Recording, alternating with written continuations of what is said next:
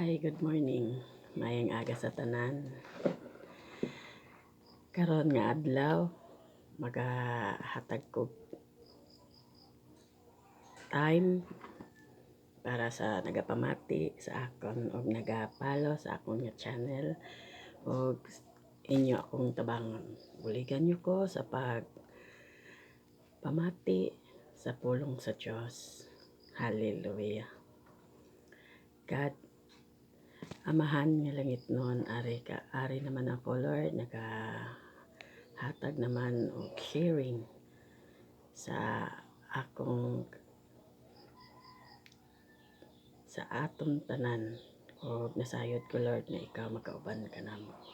Salamat Lord sa imong grasya ug sa adlaw nga gitagaan mo ko og adlaw nga kusog.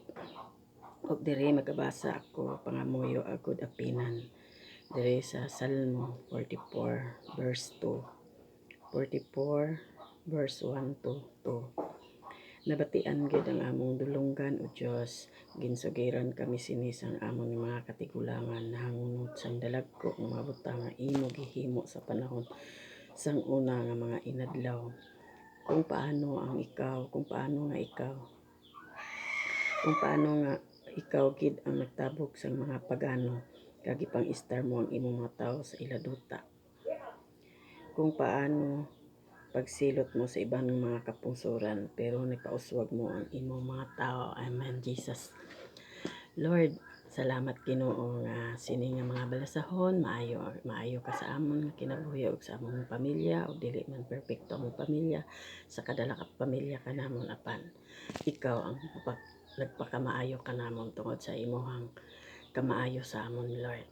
Kini akong ginabasa Lord, ikaw magahatag sa akon nga kaalam nga kini maintindihan ko ug dili lang kanako ug sa uban pang mga pamilya nga makabati kanako ug nasayod ako Lord kining imo mga pulong magapalaganap sa amon labi na sa adlaw-adlaw namong panginabuhi. Nagapangamuyo kami kanimo Lord tungod labi na sa mga katalagman karon sa kakataas sang mga balaklon, mga palaliton sama sa usa ka bugas nga kini nga para sa amon pamilya aron sa adlaw-adlaw namon nga grasya.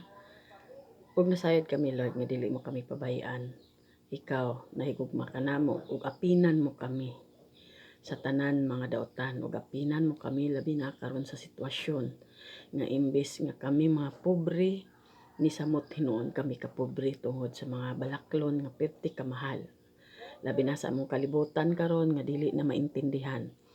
Pero ikaw Lord nagaapin ka namo kay nagaingon ikaw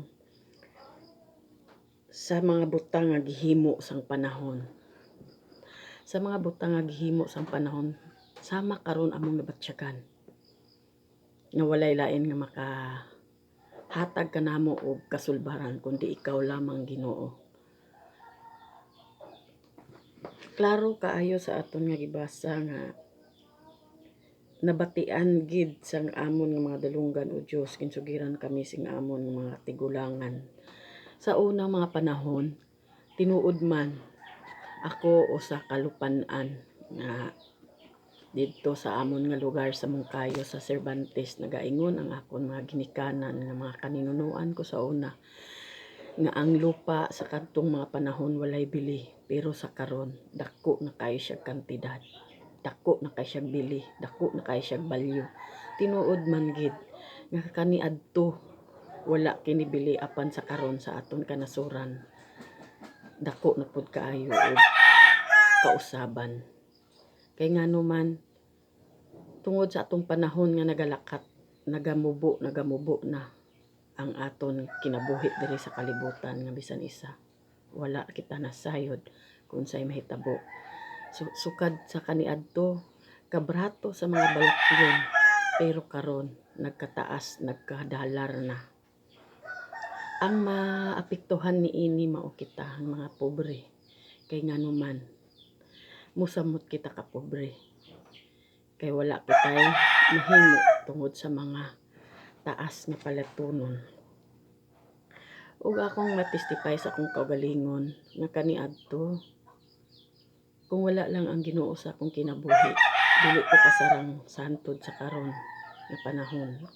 Ang Ginoo lang gyud ang akong ginasaligan sa akong kinabuhi sa adlaw-adlaw kong pagpaningkamot para sa akong pamilya.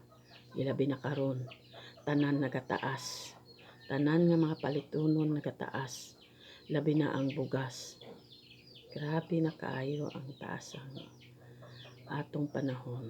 Wala na kitay mahimo niini kundi magampo na lang gyud kita sa Dios. Ngay ang Dios nga atong ginalagaran buhi og dili siya buta og dili bungol. Magsalamat nga kita buhi pa hangtod karon.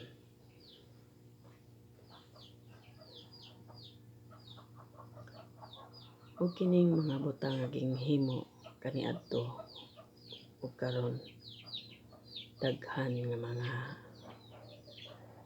mga butang nga aton nga dapat isaalang-alang. Atong muni-munihon nga sa karon nga panahon wala na kitay angay buhaton kundi magampo.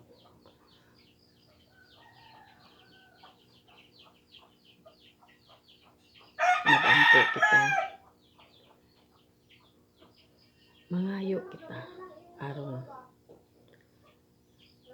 tabangan kita sa Dios kay wala kitay lain nga manung saligan kundi siya lang. Klaro kaayo sa karon nga panahon kung ikaw nakahimo og dautan, silutan ka, syempre silutan ka sa Dios kay may Dios kita nga nagatan-aw kanato. Ug akong iampo sa aton tanan kini magampo kita. Mag-upod kita magampo. Kini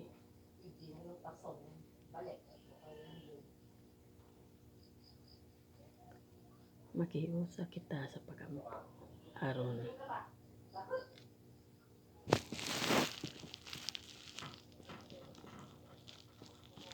tabangan kita sa Dios.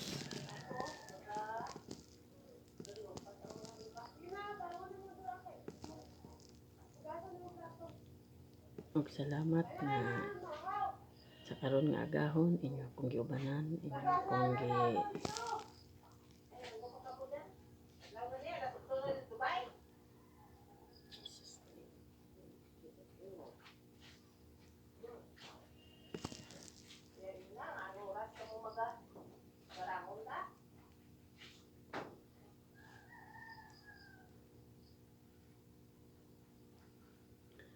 thank you Lord sa imong kaayo Lord nga kiring agahon Lord. Ikaw nagahatag ka namo kusog, ikaw nagahatag ka namo og maayo.